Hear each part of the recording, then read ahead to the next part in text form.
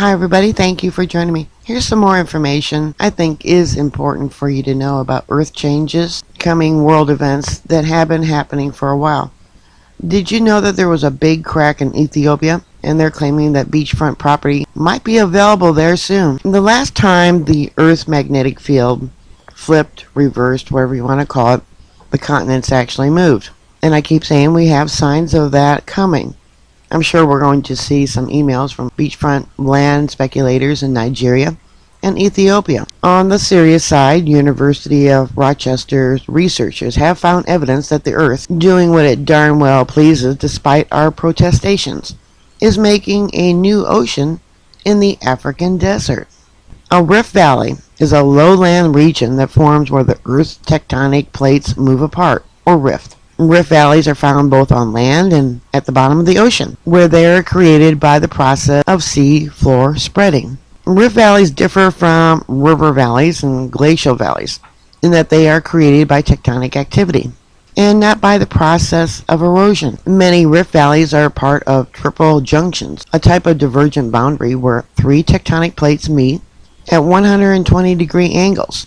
Two arms of the triple junction can split to form an entire ocean. The third, the failed rift, may become a rift valley. The Atlantic Ocean, for instance, is a result of a triple junction that started in what is now the Gulf of Guinea in the west coast of Africa.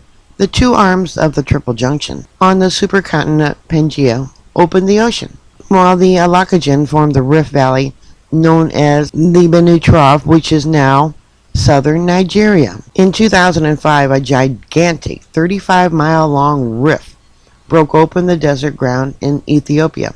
At the time, some geologists believed the rift was the beginning of a new ocean, as parts of the African continent pulled apart, but the claim was controversial. Some might think about the great earthquake that's predicted, prior prophecy for Israel. In that prophecy, it talks about the city being divided in two, such as Revelation 16:18 through 20. And there were voices and thunders and lightning, and there was a great earthquake, such as was not since men were upon the earth. So mighty an earthquake, and so great. And the great city was divided into three parts, and the cities of the nations fell. And great Babylon came into remembrance before God, and gave unto her the cup of wine of the fierceness of his wrath. And every island fled away, and the mountains were not found.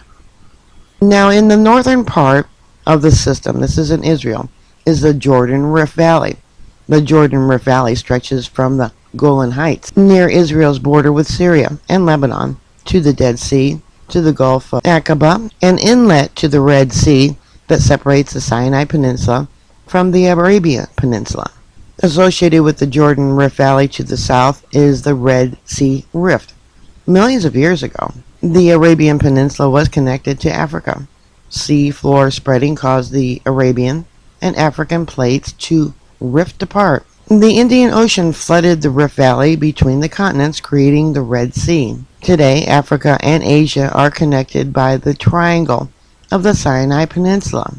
Eventually, the Red Sea Rift will separate Africa and Asia entirely and connect the Mediterranean and Red Seas. Now going back to Ethiopia. Now scientists from several countries have confirmed that the volcanic processes at work beneath the Ethiopian rift are nearly identical to those at the bottom of the world's oceans, and the rift is indeed likely the beginning of a new sea. The new study, published in the latest issue of Geophysical Research Letters, suggests that the highly active volcanic boundaries along the edges of tectonic ocean plates may suddenly break apart in large sections instead of little by little as has been predominantly believed.